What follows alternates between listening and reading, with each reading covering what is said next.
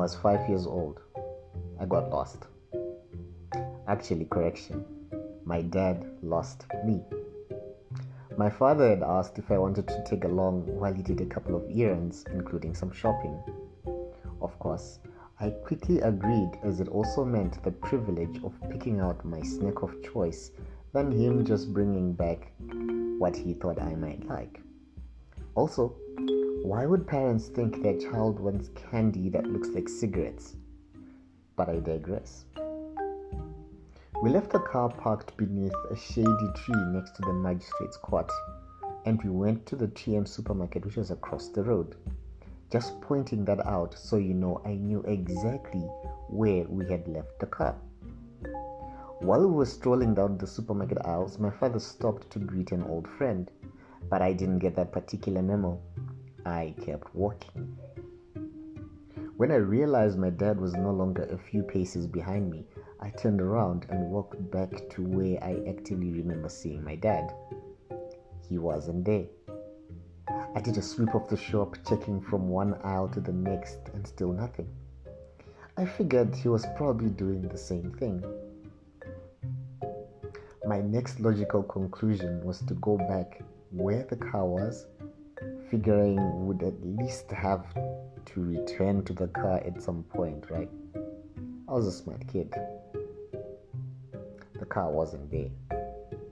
I stood for a second staring at the empty space where the car should have been. My mom worked in a Standard Chartered Bank branch just around the block from where I was. Just as I was about to head that way, I bumped into a police officer coming out from the magistrate's court. He looked at me, perplexed as to what I was doing there all by myself. I was very short for my age and must have looked such a baby. Granted, at the age of 5, I was still a child, but I looked much younger. He asked if I was lost, and I told him I was not lost, but I could not find my dad. He wanted to take me to the central police station because that's where my parents would come to look for me or to report a missing child. But I'm neither lost nor missing, I told him. I explained to him my mom worked at a bank just around the block, and I would be super grateful if he could help me to cross the road, as I was a tad afraid of being run over by traffic. We hadn't been taught to cross roads at kindergarten. The police officer said he would accompany me to the bank, but if we did not find my mom, he would have to take me to the police station. I might have been young, but I could tell he was skeptical.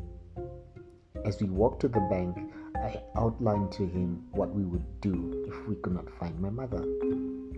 First, we would find a phone and call home. I knew the home phone number, and then we would ask if my dad had returned or if there was anyone who could come pick me up.